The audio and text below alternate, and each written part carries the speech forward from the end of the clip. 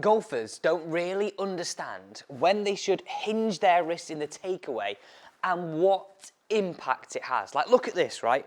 If you work your club away, no wrist like this, think about it. How hard is it to get power? We compromise club face. Whereas if we get it correct, boom, we're going to have hinge, we're going to have power, club face control, and we all know that means longer, straighter shots. Here's 5 simple steps to follow to get the right wrist hinge in your golf swing. So step 1 is just setting up a drill that you can follow. I always think when I leave students and I let them go out of a lesson bay, they've got to know exactly what they're doing, because if they go and practice and don't know how to implement it, how can you improve? So we're going to place one golf club down here, and this one will just be our feet line. So if we drag our golf ball in, that's going to be our first golf club. We've got our feet to run parallel to that, okay? Our second golf club is going to run here at roughly sort of a 45-degree angle. So we've got an angle that starts at our golf ball, 45, 45. And this sort of shows us the first half of our takeaway. So look at this on player cam. This is exactly how you can set it up. And you know what? The beauty of this drill is you're able to hit golf balls with it time after time, making sure you're implementing it. So set it up just like that. That's stage 1. Now, as a golf coach, if you slice, if you hook, you lose control of the club face, I always look at this halfway back position. Now, I want you just to check this and have a look where you are. So almost do some false swings. This is stage 2 here. Boom, go like this. Now, look at my wrist. If I have the club open, I tend to see a cupped wrist like that. All the knuckles, you can see that from player cam. I can see all those knuckles. Now, if we tend to hook the golf ball, we'd be the opposite of this. We'd be all those knuckles down to the ground, and have a look what that does to my club face. I severely close it. And you've got to think, if I'm closed there, I'm probably going to be closed at the top, and then I'm probably going to be closed at impact. So what we're looking for is to hinge at 45 degrees. Now when I do that, I'm going to move to you. Look how flat my left wrist is. We get the club face strong, we get the club face square, everything we're looking for. So the number at stage 2 I want you to realise is 45, and just get that awareness that halfway back is absolutely vital for where you are at the top and where you are at impact. We're now on to stage 3. So let's just talk through these zones. So our golf ball to the golf club would be zone 1. Let's say that's 25% of our backswing. The golf club to the golf club on the ground is another 25%.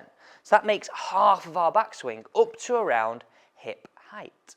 The rest of that is here. Now, I always get asked the question about wrist hinge. Where do we do it? How do we do it? And it's hard to know. Now, I've seen a lot of questions here on the channel. That's why we're covering wrist hinge today. Like, Alex, where do I hinge my wrists? But if you pop your question down below and I see a host of questions about fairway woods, driver, putting, chipping, whatever it is, I will then create a video because I'm powered by you, the viewers. To be given the chance of having your question answered, just subscribe, turn the bell, and that way you will never miss me answering your question. So let's really get into this. So if we're looking at the first 50% of our swing.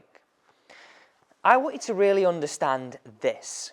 We don't want it just to be hinge then turn, but we need 25% hinge and 25% turn. Now, in an ideal scenario, this happens as a blend, okay? But I'm going to break this down. So at stage 3, I just want you to practice this. No turn right now, but hinging where you match, look at this in player cam, the golf club on the floor. Match the golf club. Match the golf club. And just practice that action. That is stage 3. And I can't tell you how much I really want you to do this. Because we're getting the club face good. We're getting the wrist in under control. And we're hitting an exact point. And I find golfers really improve when they've got an exact point to work to. So stage 3, really focus on that action. So let's move swiftly on to stage 4. Remember, there are only 5 stages here today that are there to help you improve. So stage 4, we're now going to bring in a bit of turn. So have a look at me here. I would really want you to go set, turn. Now when I'm turning, all my hands are doing is moving down this line here. So watch me again. Set, turn. Look where my club is. Really powerful. And I really get students now at stage 4 to set, turn, hit the golf ball away. I mean, look how little effort that was, but look at the flight I have just achieved. I'm really starting to understand and get the feeling of pressure down on the ball because, look, I'm here and then I can be here so much easier. I'm not a saving mechanism through impact. So to summarise that stage 4, we're going to practice setting down the golf club, move the hands down the golf club on the floor, that being this one here. So we set down here, hands move down here. Watch that again. Set, move, through. Really getting that first phase of that backswing absolutely dialed. Now, we've really segmented that down. Let's now bring it all together. Let's now bring this all together. And I said this at the start of the video, didn't I? We want to have it as a blend.